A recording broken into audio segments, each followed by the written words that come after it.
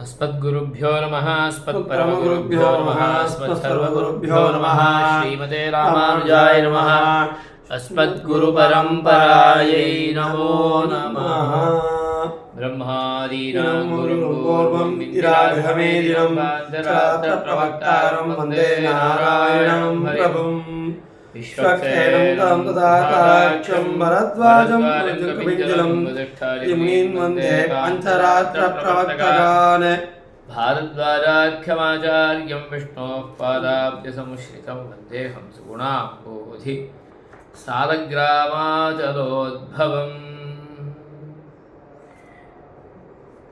अथ अग्निमुखे अनुवर्तनभागः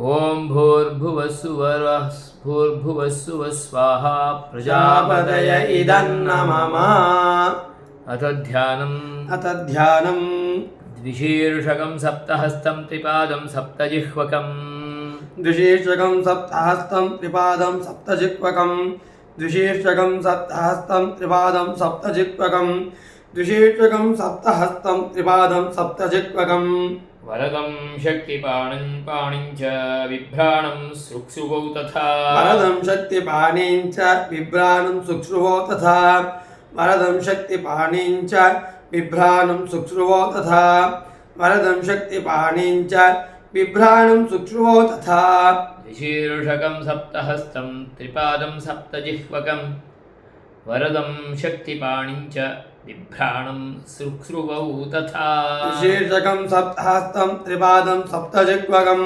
वरदं शक्तिपाणिं च पाणिं च बिभ्राणं सुक्षुवौ तथा द्विशीर्षकं सप्तहस्तं त्रिपादं सप्तजिह्वकं वरदं शक्तिपाणिं च पाणिं च बिभ्राणं सुक्षुवौ तथा अभीतिदं चर्मधरं वामे चाज्यकरं हरे वामे चाज्यधरं हरे अभीतिदं चर्मधरं वामे चाज्यधरं करे अभीतिदं चर्मधरं वामे चाज्यधरं करे अभीतिदं चर्मधरं वामे चाज्यधरं करे सहस्रादित्यसङ्काशं द्विशीर्षं सप्तजिह्वकं सहस्रादित्यसङ्काशं सप्तहस्तकं सहस्रादित्यसङ्काशं द्विशीर्षं सप्तहस्तकं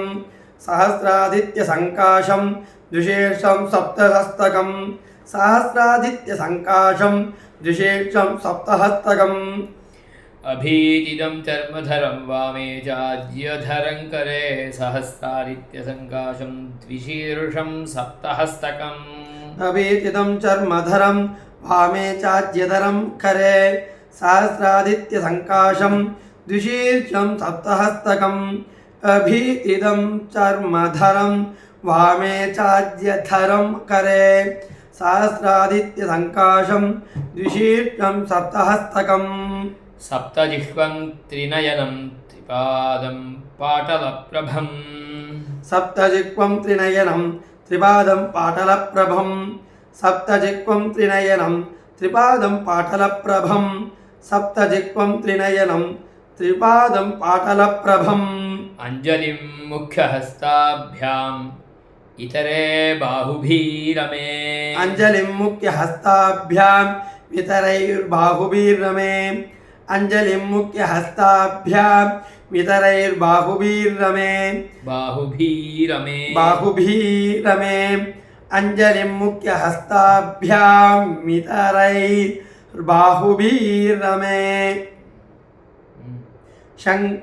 सप्तजिह्वं त्रिनयनं त्रिपादं पाटलप्रभम् अञ्जलिं मुख्यहस्ताभ्याम् इतरैर्बाहुभिरमे सप्तजिह्वं त्रिनयनं त्रिपादं पाटलप्रभम् अञ्जलिं मुख्यहस्ताभ्याम् इतरैर्बाहुभिरमे सप्तजिह्वं त्रिनयनं त्रिपादं पाटलप्रभम् अञ्जलिं मुख्यहस्ताभ्याम् इतरैर्बाहुभिरमे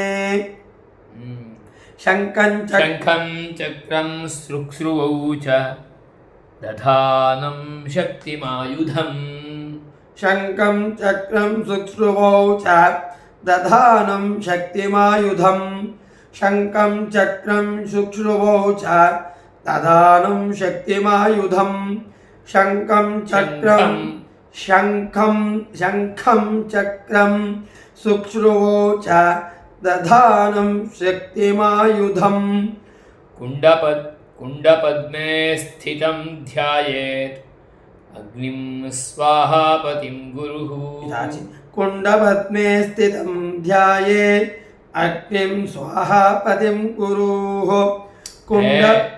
स्वाहापतिं गुरुः कुण्डपद्मे स्थितं ध्यायेत् अग्निं स्वाहापतिं गुरुः कुण्डपद्मे स्थितं ध्यायेत्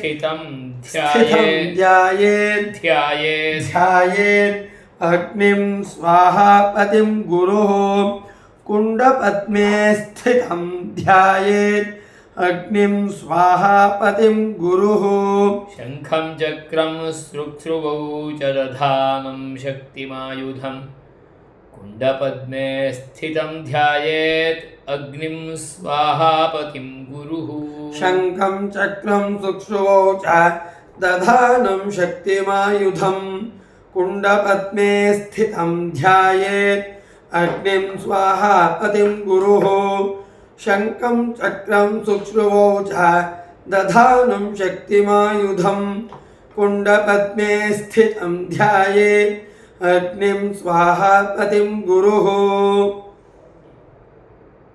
ॐ एष हि देवः ॐ एष हि देवः ॐ एष हि देवः ॐ एष हि देवः प्रदिशो नु सर्वाः प्रदिशो नु सर्वाः प्रदिशो नु सर्वाः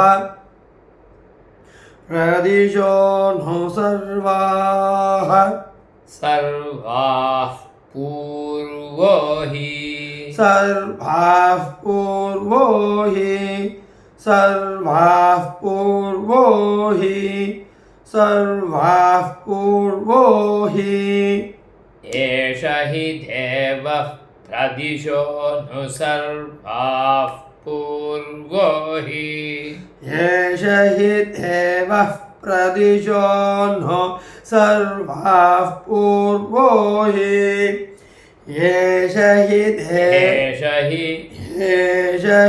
देवः प्रदिशो नु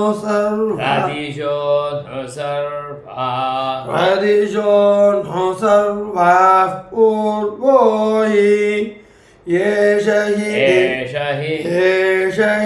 देवः प्रदिशो नु सर्वाः पूर्वो हि प्रदिशो नु सर्वाः पूर्वो हि एष हि देवः प्रदिशो नु सर्वाः पूर्वो हि एष हि देवः प्रदिशो नु सर्वाः पूर्वो हि जातः स उगर्भे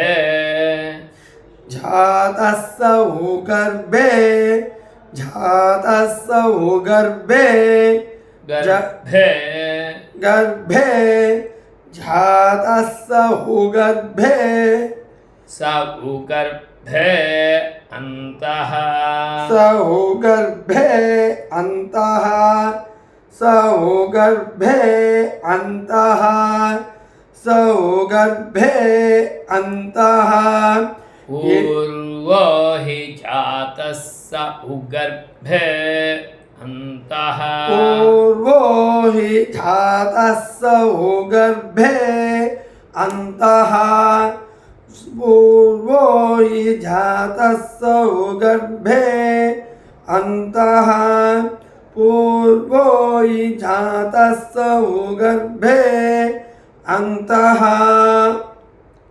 स विजायमानः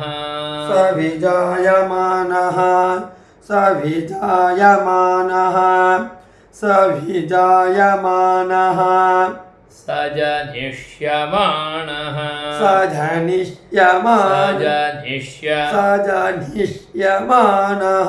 Yes. सजनिष्यमानः सजनिष्यमानः प्रत्यङ्मुखाः प्रत्यङ्मुखाः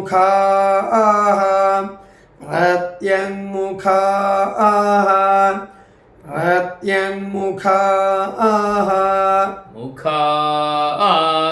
मुखास्तिष्ठति मुखास्तिष्ठति मुखास्तिष्ठति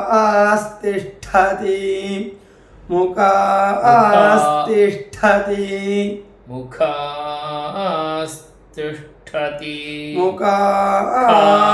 महाप्राणो मुखास्तिष्ठति मुखास्तिष्ठति विश्वतो मुखः विश्वतो मुखः विश्वतो मुखः विश्वतो मुखः प्रत्यङ्मुखास्तिष्ठति विश्वतो मुखः प्रत्यङ्मुखास्तिष्ठति विश्वतो मुखः प्रत्यङ्मुखास्तिष्ठति तिष्ठति महाप्राणो तिष्ठति विश्वतो मुखः प्रत्यङ्मुखास्तिष्ठति विश्वतो मुखः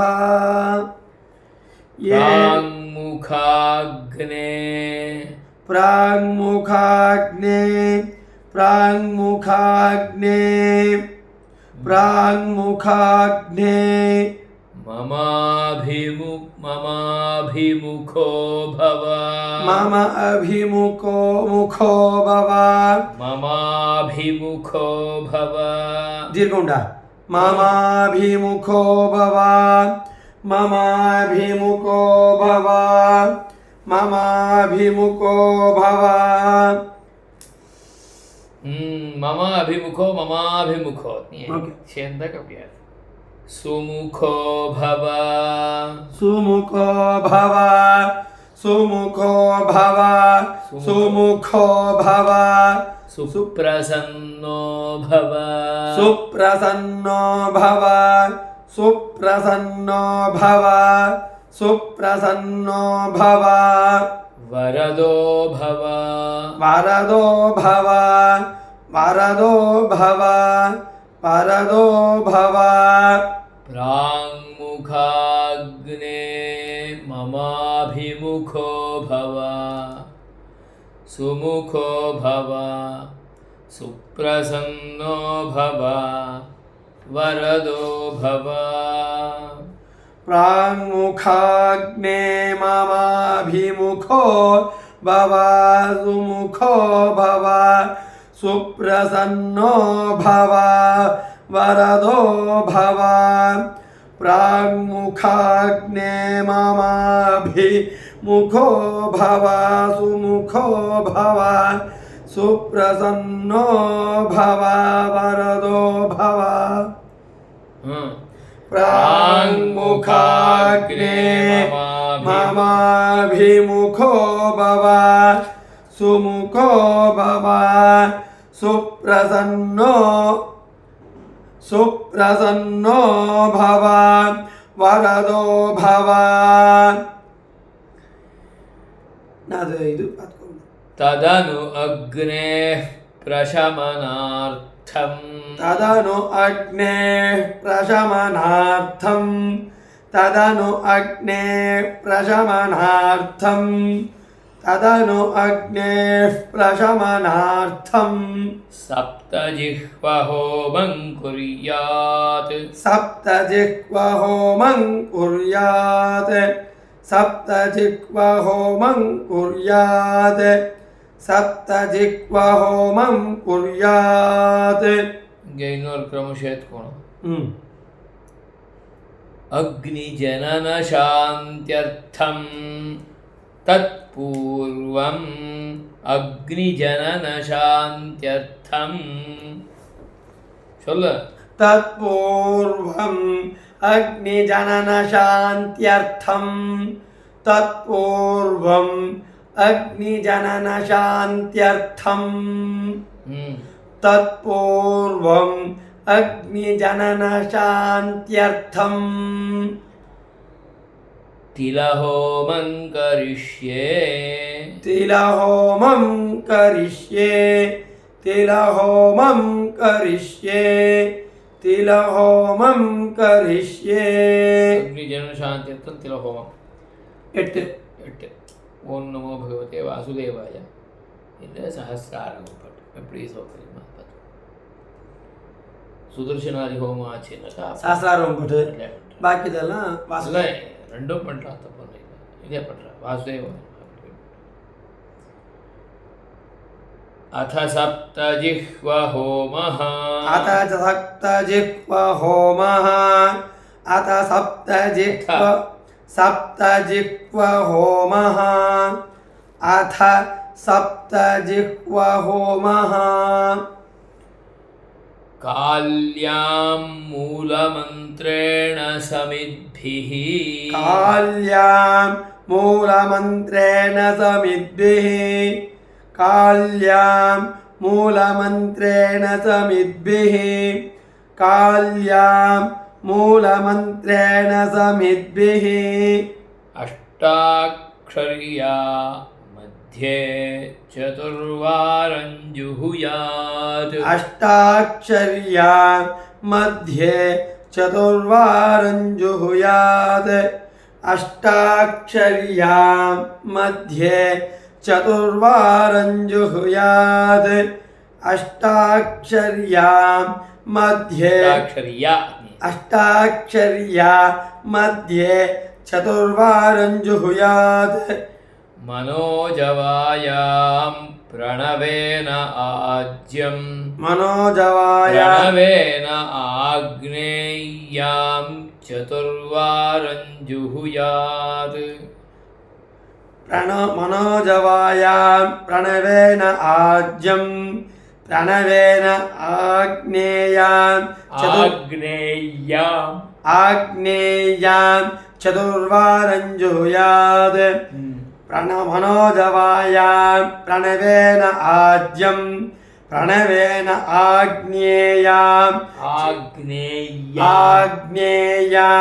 चतुर्वारं जुहुयात् मनोजवायां प्रणवेन आज्यं प्रणवेन आग्नेय्यां चतुर्वारं जुहुयात् सुलोहितायां वासुदेवमन्त्रेण अन्नम् सुलोहितायां वासुदेवमन्त्रेण अन्नं सुलोहितायां वासुदेवमन्त्रेण अन्नं सुलोहितायां वासुदेवमन्त्रेण अन्नं वासुदेव काल्यां मूलमन्त्रेण वासुदेवमन्त्रेण वारुणे चतुर्वारं जुहुयात् वासुदेवमन्त्रेण वारुणे चतुर्वारं जुहुयात् वासुदेवमन्त्रेण वारुणे चतुर्वारं जुहुयात्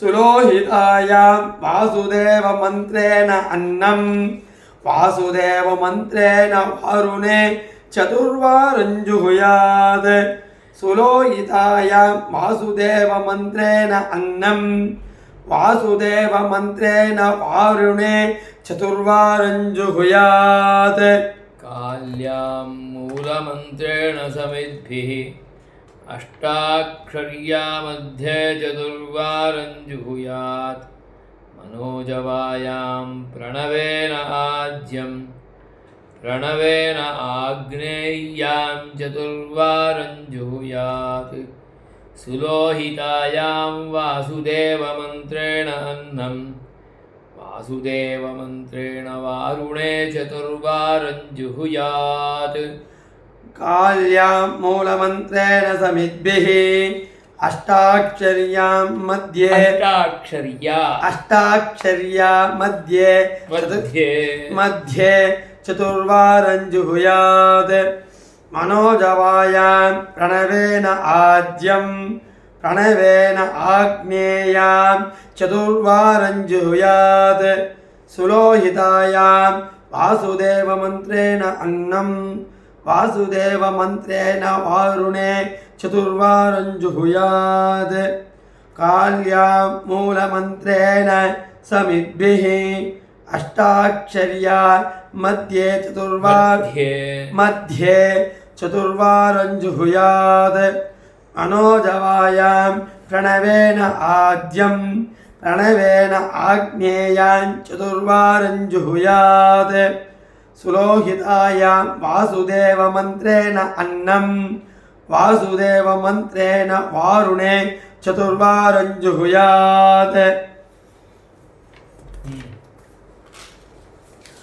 सुधूम्रायां संकर्षणमन्त्रेण राजं संकर्षणमन्त्रेण सौम्ये चतुर्वारं जुहुयात् सुधूम्रायां संकर्षणमन्त्रेण लाजं संकर्षणमन्त्रेण सौम्ये चतुर्वारं जुहुयात् सुधूम्रायां संकर्षणमन्त्रेण लाजं संकर्षणमन्त्रेण सौम्ये चतुर्वारं जुहुयात् सुधूम्रायां संकर्षणमन्त्रेण लाजं संकर्षणमन्त्रेण सौम्ये चतुर्वारं जुहुयात् स्फुलिङ्गिन्यां प्रद्युम्नमन्त्रेण दुग्धं तिलं प्रद्युम्नमन्त्रेण वायव्ये चतुर्वारं जुहुयात् स्फुलिङ्गिन्यां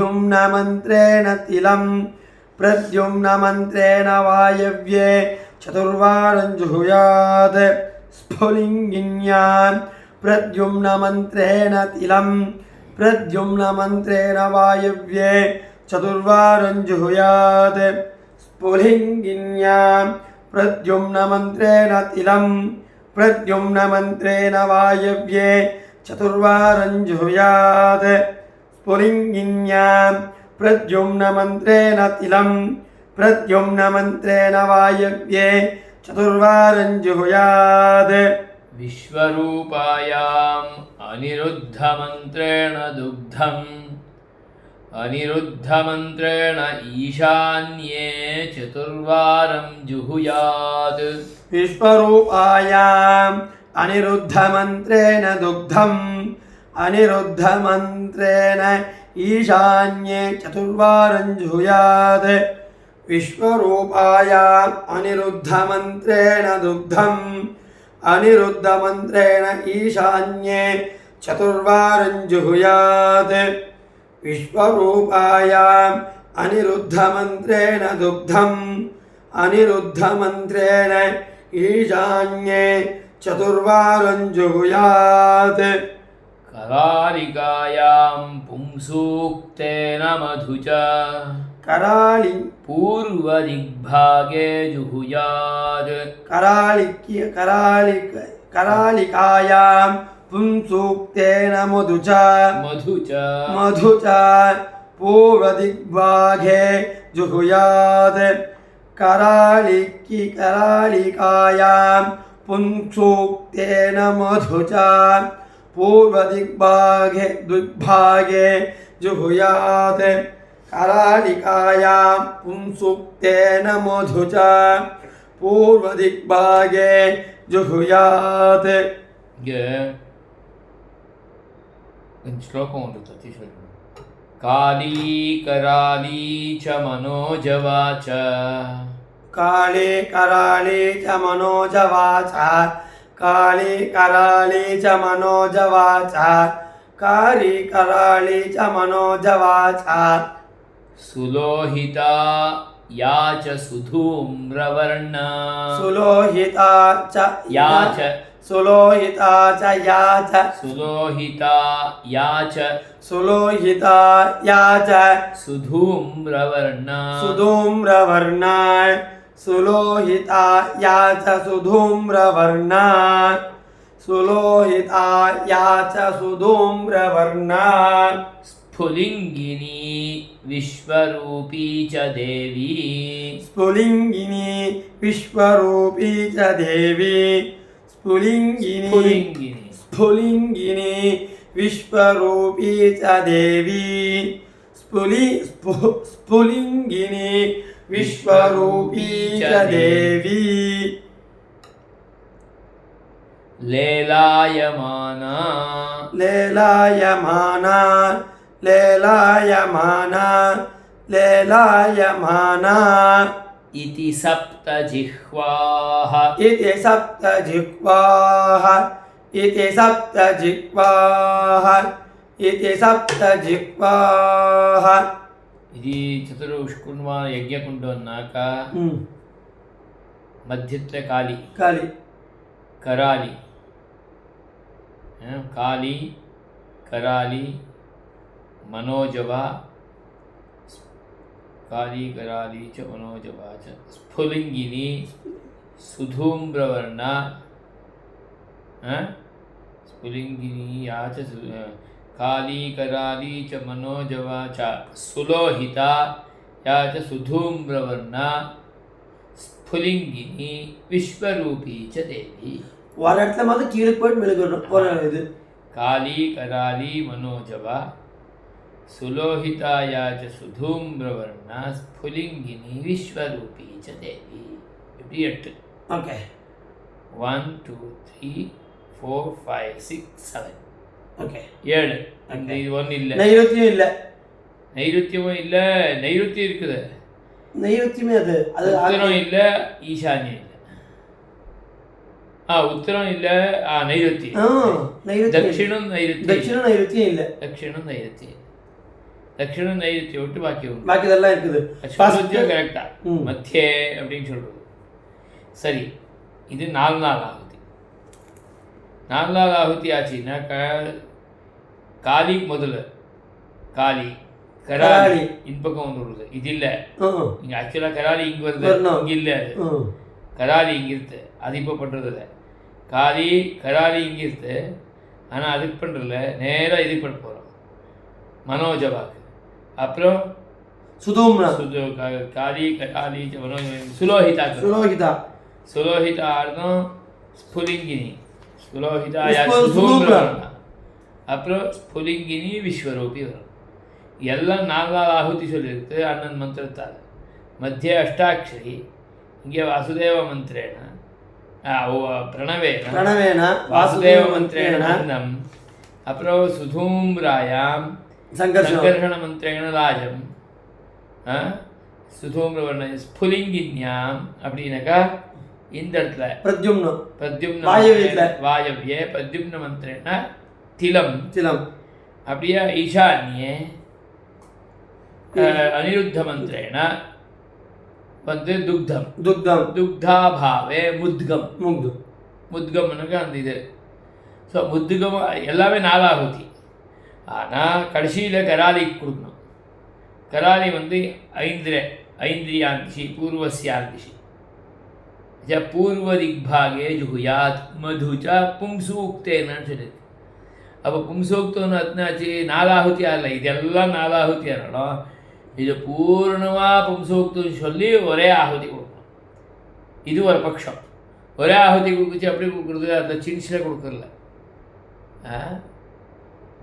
இந்த ஸ்ரோ இருக்க சுக்கில் பெருசில் அதில் பூர்த்தி வச்சுக்கொண்டு முழுக்க புருஷ சூக்தி சொல்கிற வரைக்கும் அதை கொடுக்குது இல்லை புருஷ சூக்தை பூர்த்தி சொல்லிவிட்டு ஒரே ஆகுதி அந்த இடத்துக்கு கொடுக்குது இது ஒரு பட்சம் இன்னொரு பட்சம் என்ன உண்டுனாக்கா புருஷ சூக்தம் சொல்லியிருக்கிறதுனால புருஷ சூக்தத்தில் 16 மந்திரம் அதனால் 16 மந்திரம் அதனால 16 ஆகுதி புருஷ சூக்தம் கொடுக்கணும் ஏன்னா ஸ்ரூக்கில் தான் கொடுக்க போகிறோம் இங்கே இது நிறையா ஆகுதி இது பெருசாகி போகிறது ஆகுதி கொடுக்குற ஸ்ரூமா ஸ்ருக்கா சொல்லி இல்லை ஸ்ருவத்லி தான் எல்லா இடத்துலையும் கொடுக்கறதுனால ஸ்ருவத்லியே பண்ணோம் இந்த இடத்துல அப்படின்னு வச்சுக்கொண்டு அத்தை 16 ஆகுதி கொடுக்குறார். அத்தை 16 கொடுத்தப்போ இதெல்லாம் 4 நாள் ஆயப்படுது. அதுக்காக இதையும் 16 கொடுக்குறார் எல்லாத்தையும். இப்படி ஒரு பட்சம் உண்டு. அந்த பட்சம் அந்த ஆச்சாரம் இன்றைக்கும் இதில் பிருந்தாவனத்துக்கு கோவில்ல அனுஷ்டானத்தில் அங்கே இப்போவும் அப்படி தான் பண்ணுறேன். அங்கே முதலே சொல்லி விடுறாங்க போன போது நீங்கள் இந்த இடத்துல இதை எப்படி பண்ணோம், இந்த இடத்துல இதுதான் கிரமம் அப்படின்ட்டு. ஸோ அப்போ அங்கே 16 ஆகுது. புருஷ சூக்தத்தை வச்சுட்டு அது மேலே 16 ஆகுது. அதுக்கே சொல்ல புருஷ சூக்தம் மட்டும்தானே சொல்லியிருக்க, அதில் ஒரு புருஷ சூக்தம் முழுக்கா சொல்லி மது ஆகுதி கொடுக்கணும். மது வந்து ரொம்ப குறைச்சிடாதேன்றதுக்காக சுருச்சம் எடுத்துக்கொண்டு அந்த சுருக்கில் பூர்த்தி நினச்சிவிட்டு அதை பூர்த்தி பூர்த்தி 6 வரைக்கும் புருஷ சூக்தம் 6 வரைக்கும் நிதானமாக விட்றா. இல்லை அப்போ பூர்த்தி புருஷ சூக்தி சொல்லி ஒரே ஆகுதியாக விட்றா. இப்படி ரெண்டும் பண்ணுறதுக்கு அவகாசம் இருக்குது. அதை வச்சுக்கொண்டு அப்படி பண்ணலாம். இல்லை அப்போ தான் அதே 16 ஆகுதி வச்சுக்கொண்டு எல்லாத்தையுமே 16 ஆகுதி கொடுக்கலாம். அப்படி அந்தந்த இடத்துல அப்படி அனுஷ்டானத்தில் எடுத்தோ கிரமம் அதை வச்சுக்கணும். இதுக்கு ஒன்றும் இது இல்லை. அந்தந்த அடுத்த சம்பிரதாயம் அந்தந்த கிரமம் என்ன எடுத்தோ அவள் எப்படி வச்சு கொடுக்காளோ அதை பற்றி படிக்க போக வேண்டும். இது ரெண்டு பண்ணாலும் ஒன்றும் தப்பொன்னும் இல்லை, ரெண்டுலேயும் சரியாகவே எடுத்து அதை படிக்க போக வேண்டும். இது அக்னி இதுக்காக சப்தஜிஹ்வம். அந்த சப்தஜிஹ்வம் என்ன எடுத்தோம் அக்னியுடைய அதுக்கு மேலே பெருமாளை ஏழ் பண்ணும். ஸோ அக்னி பெருமாள் அது மேலே அக்னி மேலே பெருமாள் அந்த ஜுவாலா எதிர்த்தோ இல்லையோ அந்த ஜுவாலை மேலே பெருமாளை ஏழ் பண்ணும். அப்போ தான் அந்த அக்னி வந்து வைஷ்ணவாக்னியாக இருக்குது. அது வரைக்கும் அது வைஷ்ணவாக்னி இல்லை. அதுக்காக அதை ஏழ் பண்ணிருக்கிறப்ப தான் அந்த வைஷ்ணவாக்னி பரிகல்பனம். அதுக்கு முதல்ல வைஷ்ணவாக்னி பரிகல்பனத்துக்கு பேஸே சப்தஜிஹ்வம். அந்த சப்தஜிஹ்வத்துக்கு முதல்ல அக்னியை உண்டு பண்ணியிருக்குமே அந்த உற்பத்தியான அக்னிக்கு அந்த ஜனன சாந்திக்காக அது வாஸ்தவமாக நாம் வந்து ஜனனம் பண்ணுறல ஒன்றும் பண்ணுறல அதை மதனம் பண்ணி ஜனனம் பண்ணால் தான் அந்த சாந்தி பண்ணணுன்ட்டு அந்த கிரமத்தை வச்சு கொண்டிருக்கா. அது பண்ணப்போ தான் அப்படி பண்ணுறா. அது முதல் நாள் பண்ணிச்சு அது பண்ணி விட்றா. அப்படியே ஒரு கிரமம் இருக்குது. பண்ணியே இருக்கிறலையே நித்யாக்னி ஆச்சுன்னாக்கா அப்படி பாகாத இத்தின்னு அக்னி நேரம் ஆக்கி வந்துட்டாக்கா அது பண்ண வேண்டியது. அக்னி ஜனனம் ஆகிருக்கிறது, நீ புதுசாக ஒன்றும் பண்ணுறல, ஜனன சாந்தி ஆக வேண்டியதே இல்லை. அதுக்கு அதனால் அது இல்லாத கிரமம். பிருந்தாவனத்தில் அக்னி ஜன சாந்தியெல்லாம் கிடையாது. அதுக்குன்னா அங்கிட்ட பாகாலயத்தில் இருக்கிறது, பாகாலயத்தில் நித்யாக்னி இருக்கிறது. நித்யாக்னி ஏன்னா இருக்கிறதுனாக்கா நித்தியஹோமம் உண்டு. நித்தியஹோமம் இல்லாத இடத்துல அது நித்யாக்னி கிடைக்க வரல. நித்தியம் பாகாலயத்தில் அக்னியும் இருக்கலாம், சத்தமாகவும் இருக்கலாம். ஆனால் அப்போதான் அது நித்யாக்னி. அந்த பாகாலயத்தில் நித்திய ஹோமம் ஆனாக்கா அது கிராமம் எல்லா கோவில்களையும் உண்டு. நம்ம ஊர்லேயும் இருந்தது. நான் பார்த்துருக்கேன். பண்ணிக்கொண்டு இருக்கா. இப்போ எல்லாரும் அதை ஆரம்பிச்சுக்கொண்டா யானைக்கு ஒன்றா நடக்கிறது. சரி அச்சா. ஓம் சஹஸ்ரஷி. அதுக்காக இன்னொரு கிரமம் என்ன பண்ணுறா, 4 ஆகுதி தானே சொல்லிடுது. 4 மந்திரம் சொல்லிக்கொண்டு ஆகுதி 4 மந்திரத்தை கொடுக்குறா. இல்லை 4 வாக்கியத்துக்கு ஒரே மந்திரத்தை சொல்லிக்கொண்டு 4 வாட்டி ஆகுதி கொடுக்குறா. அப்படியும் பண்ணுறா. இதுக்கு ஒன்றும் இது அந்த கிரமம் ஒன்றும் அனுசரிச்சுக்கும் போய்க்கும் படிக்கிட்டு. ஆனால் ஒவ்வொன்றும் ஒருத்தர் பண்ணுறதுலேயும் நல்லா எடுத்து குணங்கள் இருக்கிறதால அதை வச்சுக்கும் போகிறோம். 4 ஆகுதி ஆகிப்போகுது. அதனால 16 ஆகுதி பண்ணலாம் பண்ணுறாங்க. ஸோ சஹஸ்ரசீர்ஷா புருஷः சஹஸ்ராட்சः சஹஸ்ரபாத் சபூமிம் விஸ்வதோ வ்ருத்வா அத்யதிஷ்டத்யஜாங்குலகுஹ ஸ்வாஹா. ஒரே ஆகுதி கொடுக்குறா. ஏன்னா பும்சூக்தேன ஜுஹுயாத்னு சொல்லிடுது. பும்சூக்தஸ்ய ஏக ரிச்சா ஜுஹுயாத்னு சொல்லலை, ஒரு ரிக்கால பண்ணுன்ட்டு சொல்லிடுது. ஆனால் ஒரே ரிக் சொல்லிவிட்டு பும்சூக்தத்தில் அது காட்டில் பூர்த்தி பும்சூக்தி சொல்லி ஒரு ஆகுதி கொடுக்குறது இன்னும் பெட்டர். ஸோ 4 ஆகுதி எல்லா இடத்துலையும் வருதுனால இங்கே 4 கொடுக்கணுமே. அதுக்காக 4 வாக்கியத்துக்கு 4 கொடுக்குறவாட இருக்கா. 4 கொடுக்குறது அந்த சுவாகா சொல்றது ஒன்றுக்கே கடைசியில் எல்லாத்தையும் 16 பண்ணுறது ஒரு கிரமம். இது 16 இருக்கிறதுனால இல்லை 4 நாள் பண்ணிவிட்டு 4 நாள் நிச்சயம் 4க்கு 4 வாக்கியத்து ஆகுதி கொடுக்கறது. பும்சூக்தேன சதுர்வாரம்னு சொல்லில்லாதனால அது பூர்த்தி சொல்கிறதுக்கு ஷோம்ல அதுக்காக ஒரே ஆகுதி கொடுத்து முடிச்சு விட்றா. ஸோ அது பார்த்தாக்கா சரியில்லை, நிகிருஷ்டமான விக்கிரமம். அது காட்டில் பூர்த்தி புருஷ சொல்லி ஒரு ஆகுதி கொடுக்குறதோ இல்லை பூர்த்தி புருஷ 16 ஆகுதி கொடுக்குறதோ, இது நாளே கொடுத்தாலும் அது புருஷத்துக்குன்னு சொல்லிட்டு 16 ஆகுதி கொடுக்காம அது ஒன்றுக்கு மட்டும் 16 பாக்கி இருக்கலாம் 4 ஆகுதி அப்படி இல்லை. உத்தரத்தில் ஒரு வாட்டி புருஷோக்தி ஹோமம் ஆறுதுனால புருஷோக்தம் பூர்த்தி பாராயணம் பண்ணிட்டு ஒரே வாட்டி கொடுக்கலாம்.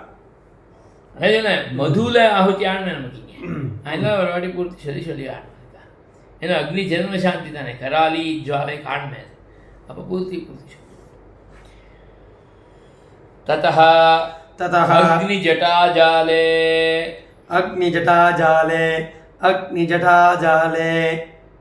अग्निजटाजाले आधारादि पद्मान्तम्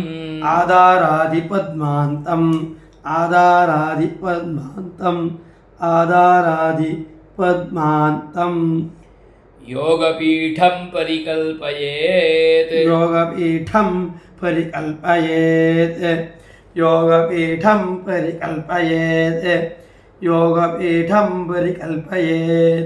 இந்த பத்மாந்தம்ன்றது காட்டிலும் முன்னுக்கு வந்து சனகாயிரமா சனகம் சனந்தனம் சனத்குமாரம் அஸ்மத் குருபியோ நமஹ இத்தியாதி எல்லாம் வரதுனால குர்வந்தம் அப்படின்னு ஒரு பாடம். అదే ఇంక గుర్తుది வச்சுக்கொண்டு ஆதாராதி பத்மாந்தம்ன்றது பிராக்கெட்ல போட்டுக்கோ. आधारादि गुर्वन्तं योगपीठं परिकल्पये आधारादि गुर्वन्तं योगपीठं परिकल्पयेत् ततः अग्नि जटाजाले आधारादि गुर्वन्तं योगपीठं परिकल्पयेत् ततः अग्नि जटाजाले आधारादि गुर्वन्तं योगपीठं परिकल्पयेत्. ओम प्रूं भ्रूं आधारशक्त्यै स्वाहा. ओम प्रूं भ्रूं आधारशक्त्यै स्वाहा. ओम प्रूं भ्रूं आधारशक्त्यै स्वाहा. ओम प्रूं भ्रूं आधारशक्त्यै स्वाहा. ஆராதன கிரமத்தில் இந்த ஆதார சக்தி ஆராதனை எப்படி பண்ணுறோமோ அதே கிரமம் இங்கே அந்த இடத்துல நமஹா, இங்கே ஸ்வாஹா. ஓம் ப்ரோம் ப்ரோம் ஆதார சக்தியை நமஹ, கூர்மகாலாக்னியை நமஹ, அனந்தாய நமஹ, தரண்யை நமஹன்றது வருதோ இல்லையோ, அனந்தாய நமஹ, தம் தரண்யை நமஹ அப்படின்னு அங்கே இடத்துல நமஹா போடுறோம். இங்கே இடத்துல கிருத்தத்தாலே ஆகுதி ஆயினால அதுக்கு ஆகுதி போடுறோம். ஓம் हूं कूर्मकालाग्नये स्वाहा. ओम हूं कूर्मकालाग्नये स्वाहा. ह्रूं ओम ह्रूं कूर्मकालाग्नये स्वाहा. ओम ह्रूं कूर्मकालाग्नये स्वाहा. ओम हां अनंताय स्वाहा. ओम धम धरण्यै स्वाहा. ओम हां अनंताय स्वाहा. ओम दम धरण्यै स्वाहा. ओम हां अनंताय स्वाहा. ओम धम धरण्यै स्वाहा. ओम हां अनंताय स्वाहा. ओम धम धरण्यै स्वाहा. ओम प्रूं ध्रूं आधारशक्त्यै स्वाहा. ओम ह्रूं कूर्मकालाग्नये स्वाहा. ओम हां अनंताय स्वाहा. ओम धम धरण्यै स्वाहा इति मध्ये जुहुयात्. ओम प्रूं ध्रूं आधारशक्त्यै स्वाहा. ओम ह्रूं क्रूं कूर्मकालाग्नये स्वाहा. ओम हां अनंताय स्वाहा. ओम धम धरण्यै स्वाहा इति मध्ये हुत्वा जुहुयात्. ओम प्रूं ध्रूं आधारशक्त्यै स्वाहा. आधारशक्त्यै स्वाहा.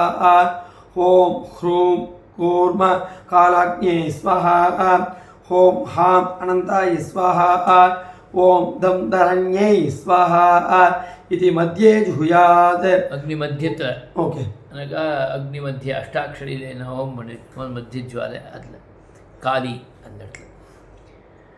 ओम धम धर्माय स्वाहा.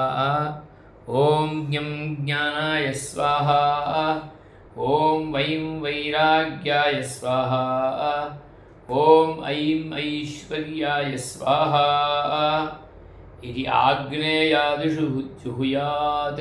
ओम दम धर्माय स्वाहा, ओम दम धर्मा ओम धम धर्माय स्वाहा, ओम ज्ञम ज्ञानाय स्वाहा, ओम वैम वैराग्याय स्वाहा, ओम ऐं ऐश्वर्याय स्वाहा इति आग्नेयादिषु जुहुयात्। ओम धम धर्माय स्वाहा, ओम ज्ञाम ज्ञानाय स्वाहा, ज्ञम ज्ञानाय स्वाहा, ओम वैं वैराग्याय स्वाहा, ओम ऐं ऐश्वर्याय स्वाहा इति आग्नेयादिषु जुहुयात्। ओम दम धर्माय स्वाहा, ओम ज्ञम ज्ञानाय स्वाहा, ओम वैं वैराग्याय स्वाहा, ओम ऐं ऐश्वर्याय स्वाहा इति आग्नेयादिषु जुहुयात्। நம்ம ஊர் சம்மிதைக்கு மொத்தம் பீஜாட்சரம் கிடையாது, நேராக அப்படியே. இது பூஜை ஆராதனத்துலேயும் அப்படியே ஆதார சக்தி நமஹ பூர்வ காலாக்னி நமஹ அப்படியே. அதில் அது ரெண்டு கிரமம் வச்சுக்கோங்க. ஓம் அம் அதர்மாய ஸ்வாஹா, ஓம் அம் அஜ்ஞானாய ஸ்வாஹா, ஓம் அம் அவைராக்யாய ஸ்வாஹா, ஓம் அம் அனைஸ்வர்யாய ஸ்வாஹா इति प्रागादिषु जुहुयात्।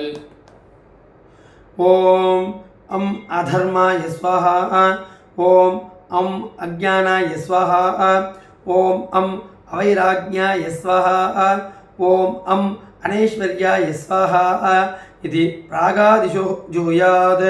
ओम अम अधर्माय स्वाहा, ओम अम अज्ञानाय स्वाहा, ओम अम अवैराग्याय स्वाहा, ओम हम अनैश्वर्याय स्वाहा इति प्रागादिषु जुहुयात्। ओम अम अधर्माय स्वाहा, ओम अम अज्ञानाय स्वाहा, ओम अम अवैराग्याय स्वाहा, ओम अम अनैश्वर्याय स्वाहा इति प्रागादिषु जुहुयात्। इति योगपीठं बिभ्राणं ध्यायेत्। ओम इति योगपीठं बिभ्राणं ध्यायन् उक्त्वा। ओम इति योगपीठं बिभ्राणं ध्यायन् जुहुयात्। ओ इति योगपीठं बिभ्राणं ध्यायन् जुहुयात्। इति योगपीठं बिभ्राणं ध्यायन् जुहुयात्। मध्ये आधारशक्त्यादि आग्नेयादिषु धर्मादिपीठं, तस्मिन् धर्मादिपीठं तदुपरि कमलं चामरग्राहिणीश्च அப்படின்னு வருகிறது. பெருமாளுடைய சிம்மாசனத்துக்கு 8 கால். அந்த சிம்மாசனத்துடைய பீಠத்துக்கு 8 கால் எப்படின்னாக்கா, முதல்ல ஆக்னேயாதி 4 கால், திக்கு பூர்வாதி 4 கால். ஆக்னேயாதி 4 கால் தான் தர்மாதி பீఠம். தர்மம், ஞானம், வைராக்கியம், ஐஸ்வர்யம். இது அதர்மம், அஜ்ஞானம், அவைராக்கியம், அனைஸ்வர்யம். எப்படி 8 கால். அதனால தான் எப்போவும் பெருமாளுடைய பீಠத்துக்கு 8 கால் இருக்கணும், 4 கால் பீठக்கூடாது. அந்த மாதிரி தான் பிராச்சீன கிரமத்தில் இருக்கிறது. இருந்தாலும் அது மேல்த்தி மனைக்கு 8 கால் வச்சுக்குவோம். இது 4 இருந்தாலும் மேல்த்தி மனையில் 8 கால் இருக்கும். ஸோ அப்போ அதில் 8 கால் இருந்தால் அது செட் ஆகிடும். சாமான்யமாக பழைய காலத்து தோல்கினியானெலாம் இருந்தாக்கா அதில் அப்படி தான் வச்சுருப்பாங்க. அந்த 8 கால் இல்லைனாலும் உள்ளே 8 காலுக்கு வேண்டி மாதிரி 4 வச்சு வச்சுருச்சேன். ஸோ அது அதனுடைய பிரதீகமாக இருக்கும். அதே மாதிரி அந்த பீಠத்தில் அப்படி நினைக்கணும். பெருமாளுடைய பீಠத்துலேயும் அதே மாதிரி நினைக்கணும். தர்மாதி பீఠம் ஜலபுர சந்தி, உடைய சந்தி 2 மந்தாசந்தி 8 பீठமே இருக்குது. ஆமாம், தெரியும். அந்த மந்தாசனத்தை கரெக்டாக தெரியுது, பார்த்துக்கலாம். அது சில இடத்துல மத்தியத்துக்கு வைக்கிறதுக்கு ஆகலைன்னா சைட்லேயே 2 வச்சுருப்பாங்க. அது அப்படியும் இருக்கணும், அந்த கணக்கு வச்சு போட்டுருக்காங்க. ஸோ ஆக்னேயாதி அப்படியே எதி ஹுத்வா ஜுஹுயா. அதே மாதிரி இந்த அக்னி குண்டத்துலேயே மத்தியத்தில் பட்டு பீடம் இருக்கிறது அந்த இது மாதிரி அப்படின்னு சொல்லிட்டு அந்த இடத்துல அந்த அக்னி ஜட்டா ஜாலத்துலேயே மேலே அப்படியே ஆகுதி கொடுக்கும். அதுக்கே ஆகுதி கொடுக்குச்சு மேல்மேலுக்காகவே கொடுக்கணும். அதுக்கு தான் நெய் தெளிக்கிறது அப்படின்னா அந்த அந்த திக்குக்கு அப்படியே அப்படி தெளிக்கிறது. அந்த இடத்துக்கு போய் அது விடணும். அத்தனை திருஷ்டி இருக்கணும் ஆகுதி பண்ணிச்சு. அதுக்கே அதே இடத்துல ஞானம் பண்ணிச்சு. ஓம் ஹும் சதாசிவாய ஸ்வாஹா. ஓம் ஹும் சதாசிவாய ஸ்வாஹா. ஓம் ஹும் சதாசிவாய ஸ்வாஹா. இதி பஞ்சவிம்சதி சிரோபிஹ.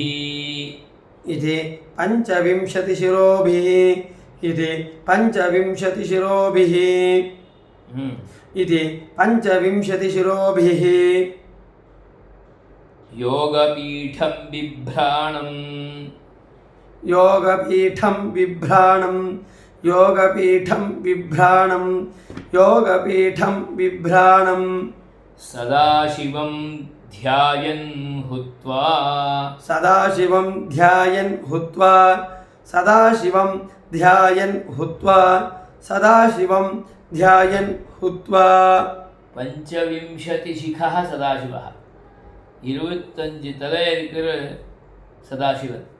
சதாசிவனுக்கா சதாசிவானுக்கா மங்களம். சர்வதா மங்களத்தையே நினச்சிட்டு இருக்கிறோம். அப்பேற்பட்ட அந்த இவனை நினச்சிட்டு அங்கேயும் ஒரு ஆகுதி சதாசிவன். ஓம் ஹம் சதாசிவா பஞ்சவிம்சதி சிகாய சதாசிவாய நமஹா அப்படின்னு சொல்லி யோகபீட்டத்துடைய அர்ச்சனையில் வருது. அதே பஞ்சவிம்சதி சிகாய சதாசிவாய ஸ்வாஹா அப்படின்னு யோகபீடம் பிப்ராணம் அப்படி.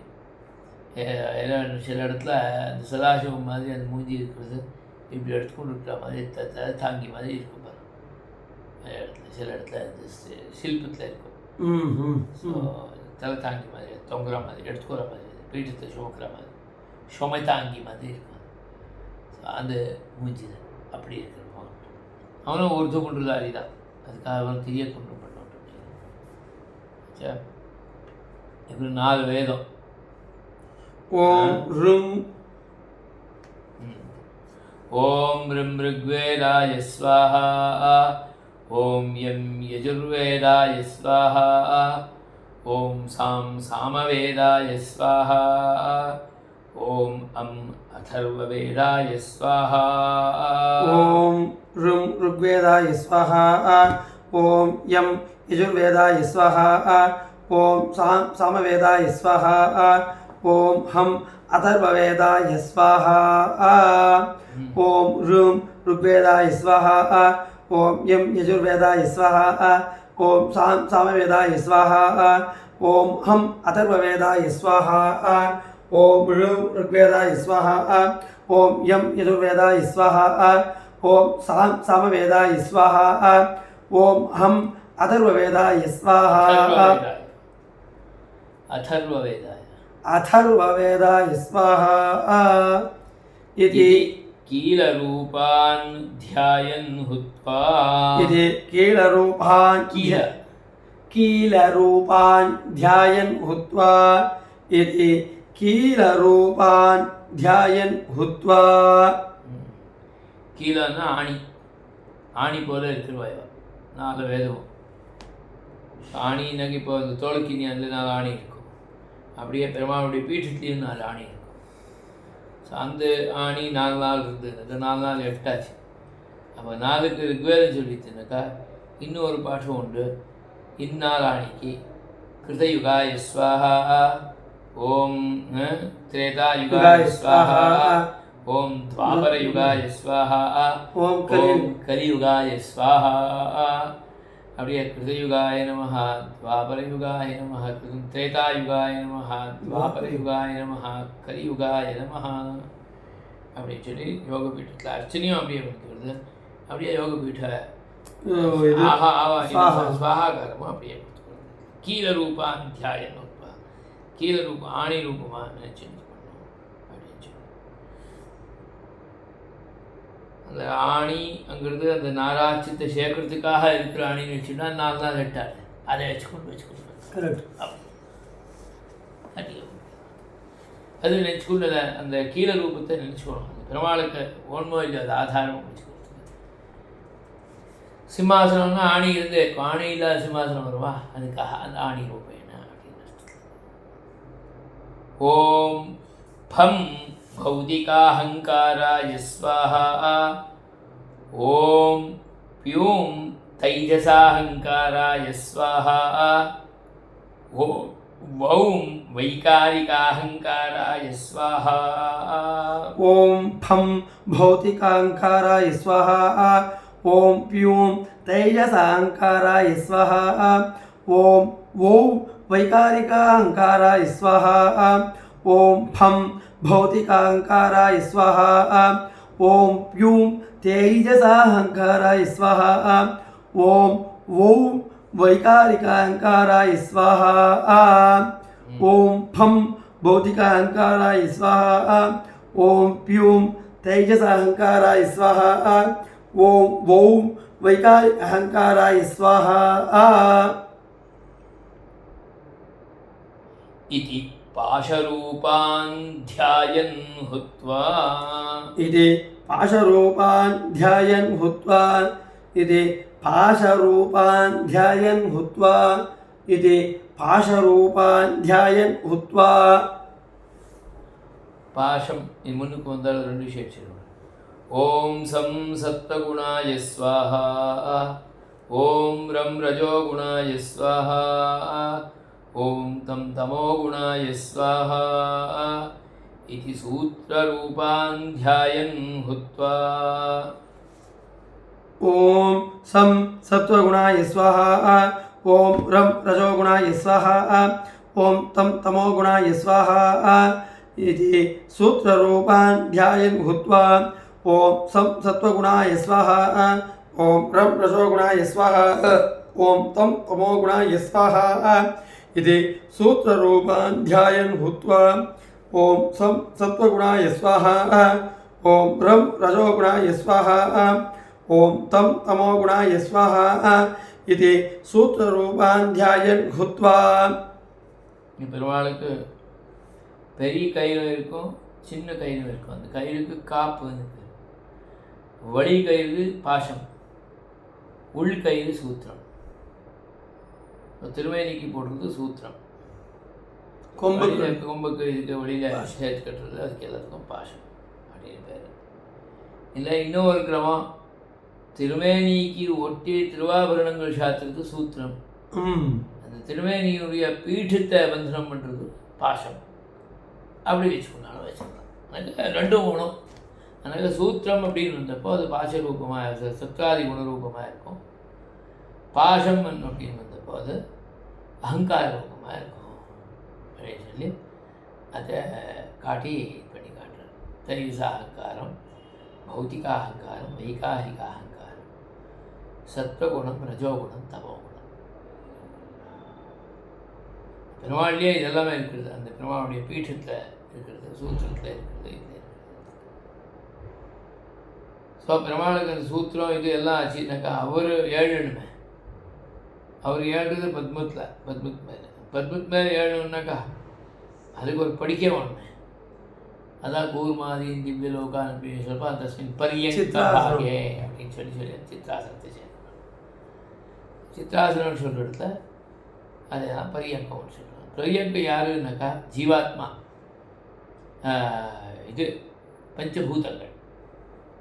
அதுமே ஒரு வஸ்திரம் வேணும், மிருதுவான ஒரு கௌஷேய வஸ்திரம். அவன் தான் ஜீவாத்மா, ஆஸ்தரன். படிக்க ரூபத்தில் இருக்கிறது பஞ்சபூதங்கள், பரியங்க ரூபத்தில், வஸ்திர ரூபத்தில் அது பெட்ஷீட் மாதிரி இருக்கிறதோ இல்லை மேலே போடுறது, அதுக்கு ஆஸ்தரணம் பண்ணுறது.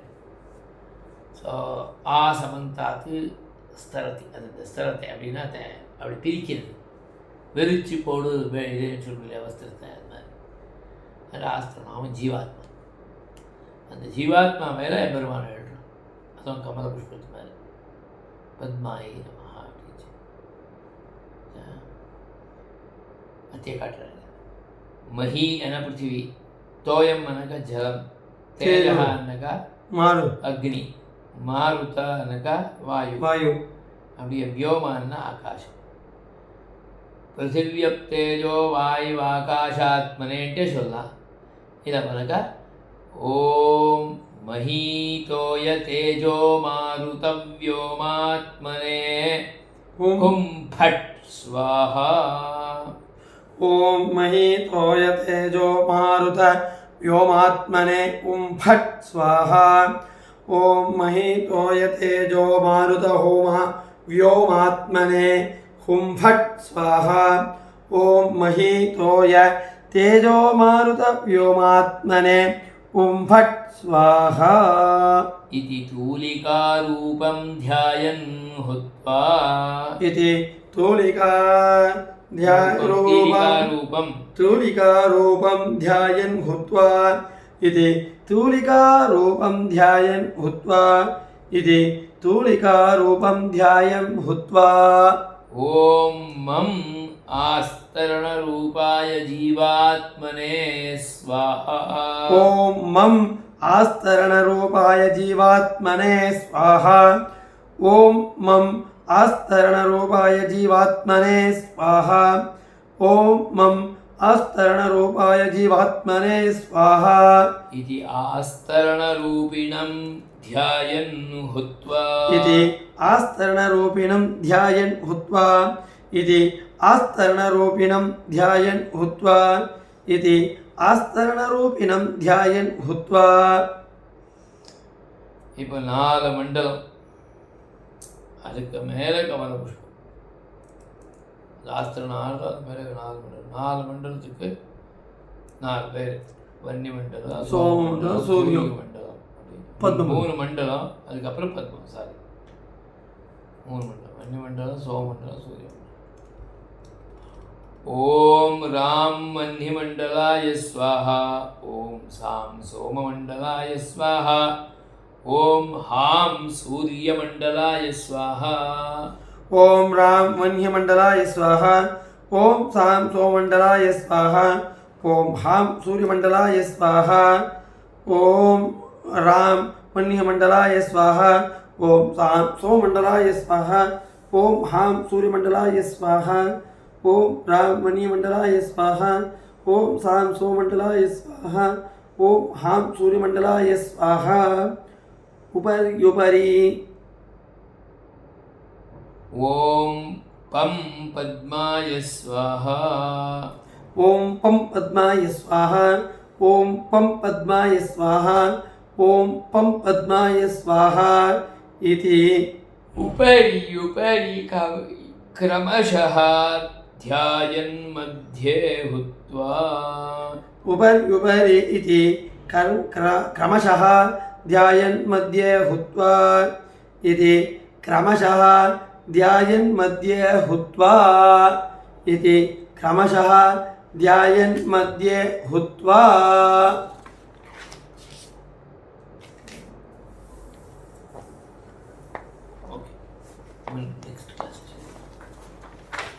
हरिः ओम श्रीमते रामानुजाय नमः. ज्ञानानन्दमयं देवं निर्मलस्फटिकाकृतिम् आधारं सर्वविद्यानां विद्यानाम्